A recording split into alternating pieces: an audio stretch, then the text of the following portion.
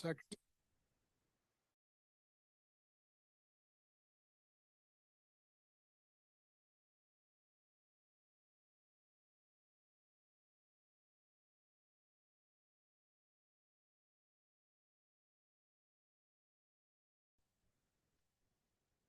Can't hear it. Can't hear it.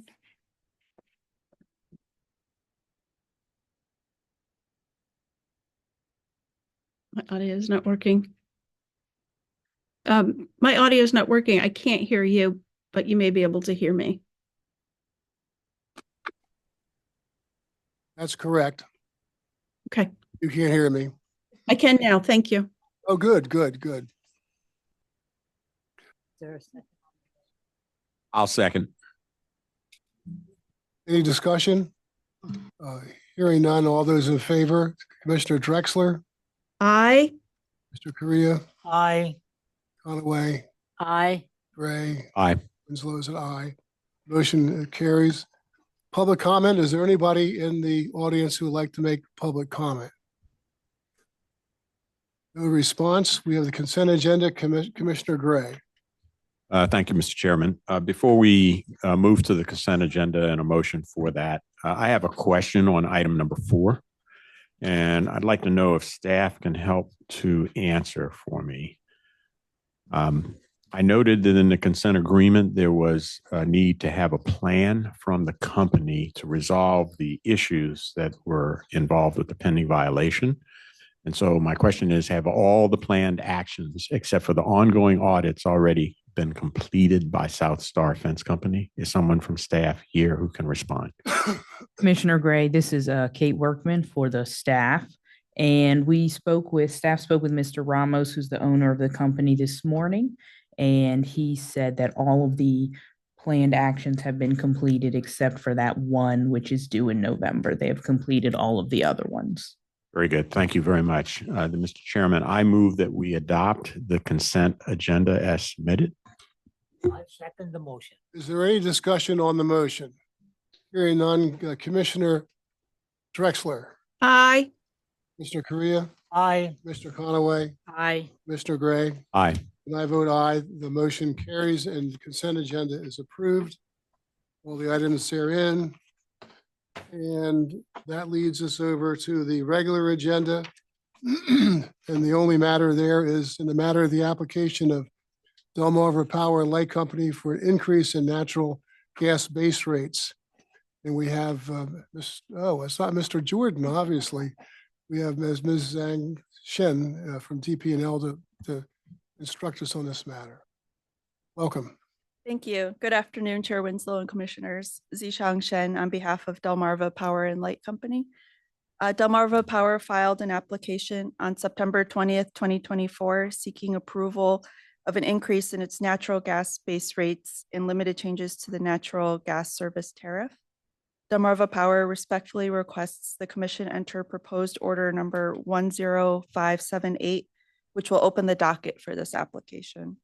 The order allows interim rates to take effect April 20th, 2025, with proration and subject to refund following the Commission's final decision. The order sets a deadline of December 6th, 2024 for petitions to intervene. And the order also requires Delmarva Power to give public notice of the filing of the application and the proposed rate changes. Delmarva Power is prepared to publish notice promptly upon the Commission's approval of the order. Delmarva Power thanks staff for preparing the proposed order and allowing us the opportunity to review and comment. Thank you very much. Staff?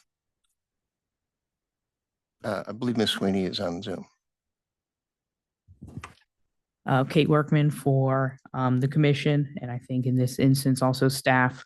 Vic Sweeney is having some technical difficulties with Zoom. The staff agrees with Delmarva's representation and recommends that we move forward with order 10578. Great. Thanks very much. Ms. Price? Thank you. No objection. Mr. Correa? I move that we adopt the order number 10578, opening the docket. Second the motion. Is there any discussion on the motion? Hearing none, Commissioner Drexler, Aye. Commissioner Korea, Aye. Mr. Conaway, Aye. Commissioner Gray, Aye. and I vote aye as well. The matter is accepted and approved and checked off the list. Thank you all very much. Before we go into the hearing schedule, which there isn't one really, I think I have one question for staff.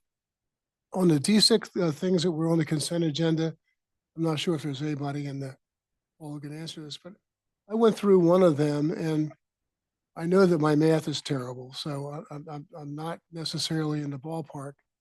But after you went through all the whereases and the changes and the overs and the unders, it was about, on my calculations, 2.5 cents change to the residential rate. And I'm thinking to myself, having gone through all the whereases and all the things that occurred, is it worthwhile necessarily to, is there any change? I mean, we're doing something for 2.5 cents a month, my calculation. So just a little background of maybe, I'm just thinking all that work you guys are doing. Is there some way that maybe we can, if it gets to a certain threshold that might be of some significance to the customer and therefore they want that money right away, or just, or vice versa? I mean, Yeah, we can go back and look at that, Chairman. yeah, I just, so there were several discs, or at least a couple of discs, if I recall on the count. Okay, as I mentioned, there's nothing on the hearing schedule. Since I'm talking, I'll keep talking. I had a great time last night. I went to the, and there's anybody from DENREC here? I went to the DENREC community open house on climate change, and I had a good time. It was nice, very informative, and I got to see what's going to happen to my house as a result of climate change. And fortunately, the water doesn't get too close. But I thought it was just really informative, and it was set up nicely. And I know also that Tricia Gannon has, I think, also from staff gone and attended the program. But I guess one thing that I took away from it was that my perception is that when the Public Service Commission has an open community meeting like that, that it's really rare that more than one or two people shows up. And I don't know, it seems that the DENREC group did not that the Public Service Commission doesn't do a bang up great job of trying to get the public out, but I just was wondering if maybe some communications with Susan Love of DENREC might not be in order to sort of see how they're able to get, it was a pretty good, 15, 20 people came in at close to the 4 o'clock opening bell. I'm not sure how many people came in later on, but it seemed like there was at least some interest, obviously not overwhelming, but it was a good program. So, okay, get that off my shoulders. Commissioners, we'll hear from Matt Hardigan. Thanks, Chairman Winslow. So today was our first day trying Zoom as that's a few hiccups, but we're trying to drag ourselves out of the 1980s and using a conference line to communicate with people. So we'll work on that and have that resolved by next week for sure. But appreciate your indulgence today. And our next meeting is next week, on November 6th at 2 p.m. Mr. Chairman. Commissioner Gray. Thank you.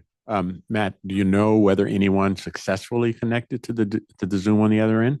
I assume Commissioner Drexler did, but we have one piece of hardware missing where we can't see participants that we're getting in Friday. Okay. And there's a couple Commissioner other- Gray, this Yes. is Kim.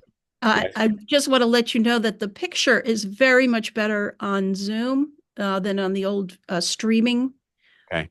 And your voice is matching with your picture now. So it's a much better experience Good. on Zoom. Perfect. Thank you, Commissioner Drexler. Commissioner Gray, did you go to the OPSI meeting? Commissioner Drexler, you mean? I'm sorry, Drexler, excuse me. Yes. Yes, I attended the meeting.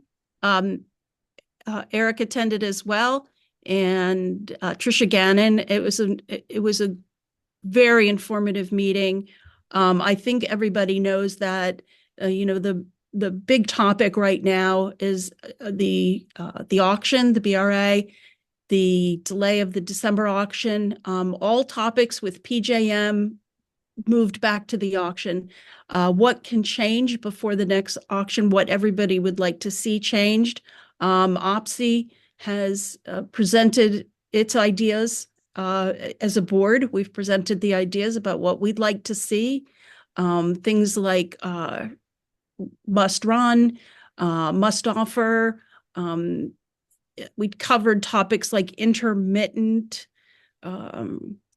sources of energy, solar, wind, and one of the primary reasons we discuss that so much is when you look at PJM's mix in the queue, it's primarily solar. And if that is, if solar is not going to be part of the auction, there's going to be, I think, problems in the future with the auctions with not having a proper mix and relying on less and less on coal, less and less on nuclear, or maybe more on nuclear. We don't know yet, but it will certainly change the mix, and that's might be a problem in the future when you have auctions that don't include intermittent sources of energy. We talked about some other topics, but again, it keeps coming back to the previous auction and the pricing and the future auctions and what they may hold.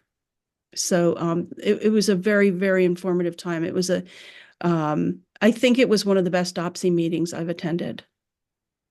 I don't know if Trisha's in the room. She's not here today. Okay. Mr. Yeah, Chairman. and Eric has written up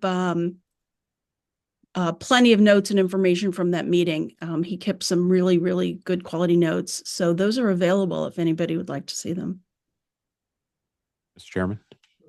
Yeah, before we adjourn, I would like to acknowledge and thank Veolia, who actually hosted a number of the PSC staff members, and I also attended for a tour of their facilities and the installation of their new PFAS filtration investments. And so I'm sure we'll hear from them sometime in the not too distant future, but it's quite a heavy lift to try and comply with the recent EPA requirements for that. And then the only other thing in closing I would say is that I don't think anybody would miss the fact that Election Day is Tuesday. Please make sure you make it to the polls. Thank you. I had the opportunity, I think Tricia again, and I'm not sure who else did, to listen in on, I listened in on part of the update with respect to nuclear. There's a NARUC committee that the PSC is on and DENREC's on. And as part of that presentation that I heard, I guess NRC has $200 billion worth of applications pending, which is a good sign, as Commissioner Drexler alluded to, that the nuclear is sort of on the upswing and is something that we should have on our minds in terms of the path forward regionally and nationally.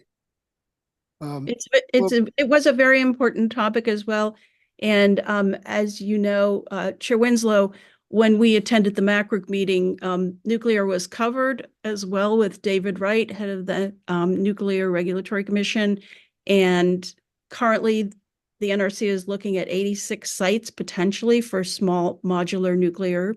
Additionally, everybody heard about the 3 Mile Island and Microsoft deal. And a big topic at OPSI is whether co-location, which is what several, the Microsofts, Amazons, et cetera, are considering, means that it builds its own power supply, its own small modular nuclear, and whether or not that's behind the meter or not. And PJM is looking at it and saying, whether or not it's behind the meter, there are ancillary services that have to be paid, and there's a lot that has to be determined with legally whether or not co-location is acceptable. But this is going to be a very big topic with data centers, not only in Virginia, but in New Jersey and Pennsylvania, not so much Delaware, but these are topics that are important to us because PJM PJM's potential involvement with these co-location small modular nuclear reactors is going to be a big topic, and it could affect ratepayers, and that's why it's very important for us to keep our eye on this. A lot of exciting things going on and very important things. And so appreciate all the participation by staff and the commissioners. Now we have a renowned prior executive director in our presence. Bill, do you have anything you want to say or add to the mix? Yeah. Bill? See.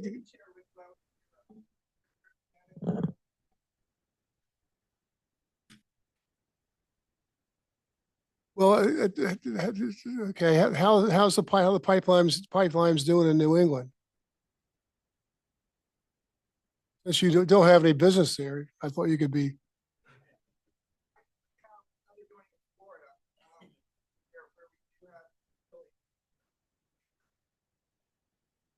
Okay.